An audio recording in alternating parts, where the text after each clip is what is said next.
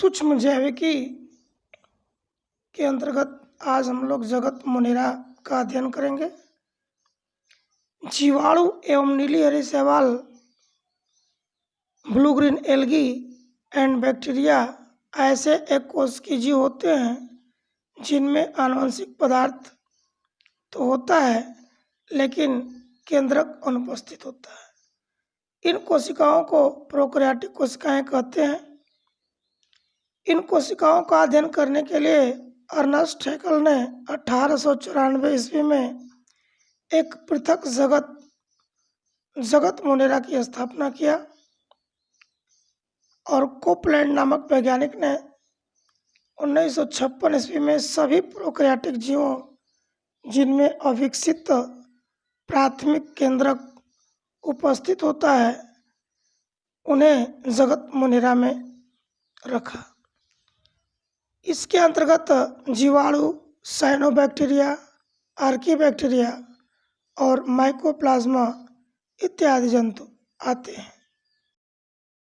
Bacteria अर्थात जीवाणु। सर्वप्रथम एंटोनी वान ल्यूवेनहॉक निवासी हॉलैंड 1663 ईस्वी ने स्वनिर्मित सूक्ष्मदर्शी द्वारा लार एवं दांत के खुरचे मैल में जीवाणुओं को देखा था। एरनबर्ग नामक वैज्ञानिक ने 1829 ईस्वी में इन सूक्ष्म रचनाओं को जीवाणु नाम दिया था और लुई पास्चर नामक वैज्ञानिक ने 1865 ईस्वी में किण्वन अर्थात फर्मेंटेशन पर कार्य किया। वह एक सिद्धांत प्रस्तुत किया जिसे जर्म थियरी ऑफ डिजीजेज, रोगों की उत्पत्ति रोगाणुओं द्वारा कहा जाता है।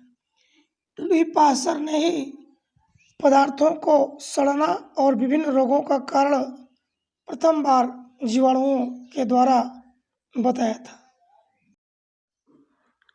रॉबर्ट कोच नामक वैज्ञानिक ने पशुओं में होने वाला रोग एंथ्रेक्स एवं मनुष्य में होने वाला रोग टीबी एवं हैजा रोगों का कारण जीवाणुओं को बताया था। सर्वप्रथम रॉबर्ट कोच नामक वैज्ञानिक ने ही जीवाणुओं का संवर्धन अर्थात आर्टिफिशियल कल्चर मतलब कि जीवाणुओं को प्रयोगशाला में बनाया था, निर्माण किया था।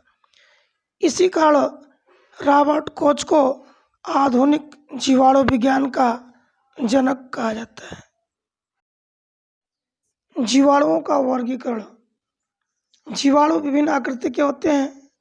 गोलाकार, छड़ाकार, कामा आकार और सर्पिला आकार। हम लोग पढ़ेंगे गोलाकार। गोल आकार के जीवाणु को हम लोग कोकस कहते हैं। कोकस ग्रीक भाषा का शब्द है जिसका अर्थ होता है गोलाकार।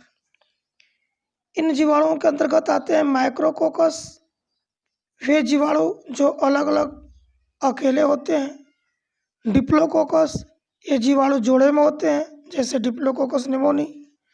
स्ट्रेप्टोकोकाई, ये जीवाणु जंजीर के रूप में एक चेन बनाते हैं। स्ट्रेप्टोकोकस लैक्टिस इनका एग्जाम्पल है। टेट्राड या चतुष्क, ये जीवाणु चौकोर पैकेट में होते हैं जैसे नाइसीरिया। सार्सिनी, जब जीवाणु घन के आकृति में 8 से 64 की संख्या में होते हैं, एग्जाम्पल सार्सिनी लुटिया। स्टेफाइलोकोकाई, जब जीवाणु झुंड में अनियमित आकार में होते हैं, एग्जाम्पल स्टेफाइलोकोकस ऑरियस। बैसिलस अर्थात छड़ाकार जीवाणु, जब ये एकल होते हैं तब इन्हें मोनोबैसिलस, जब ये जोड़े में होते हैं तब इन्हें डिप्लोबैसिलस और जब ये चेन की तरह संरचना बनाते हैं और कई होते हैं तब इन्हें स्ट्रेप्टोबैसिलस कहते हैं, एग्जाम्पल बैसिलस एंथ्रेक्स। कामा बैक्टीरिया, ये जीवाणु कामा के आकार में होते हैं जैसे विब्रियो क्लोरी और सर्पिलाकार। ये जीवाणु सर्प के आकार में होते हैं, अर्थात स्पाइरेलियम रूपक्रम। इसके अतिरिक्त जीवाणु अन्य आकृतियों में पाए जाते हैं, जैसे तंतुमय, तारा आकृति तथा चौकोर, अर्थात filamentous bacteria, star shaped and square bacteria. जीवाणुओं में गतिशीलता, मोटिलिटी। कुछ जीवाणु चल होते हैं, अर्थात मोटाइल होते हैं, और कुछ नॉन मोटाइल होते हैं। मोटाइल जीवाणुओं में कशाभिका अर्थात फ्लैजिला पाई जाती है। कशाभिका के आधार पर जीवाणु निम्न प्रकार के होते हैं। पहला, अकशाभी एट्राइकस। इन जीवाणुओं में कशाभिका नहीं होती, अतः ये नॉन मोटाइल होते हैं। Example, Pasteurella. एक कशाभी या मोनोट्राइकस। जब जीवाणुओं में एक कशाभिका जीवाणु के एक सिरे पर होती है। Example, vibrio क्लोरी। गुच्छ कशाभी अर्थात लोफोट्राइकस। जब जीवाणु के एक छोर पर दोनों सिरों पर एक से अधिक कशाभिका होती है, तब इसे गुच्छ कशाभी कहते हैं। Example, Pseudomonas florescence. उभय कशाभी। जब जीवाणु के दोनों सिरों पर एक एक कशाभिका होती है। परिकशाभी अर्थात पेरिट्राइकस। जीवाणुओं की कुछ जातियों में संपूर्ण शरीर पर कशाभिका होती है। Example, Escherichia Clostridium. जीवाणु की संरचना, स्ट्रक्चर ऑफ बैक्टीरिया। जीवाणु अत्यंत सरल आद्य जंतु होते हैं जो सर्वव्यापी कॉस्मोपॉलिटन होते हैं, अर्थात जल, थल, वायु, जीवित मृत जंतु एवं पौधों, गर्म जल के झरनों लगभग 80 डिग्री टेम्परेचर पर भी पाए जाते हैं।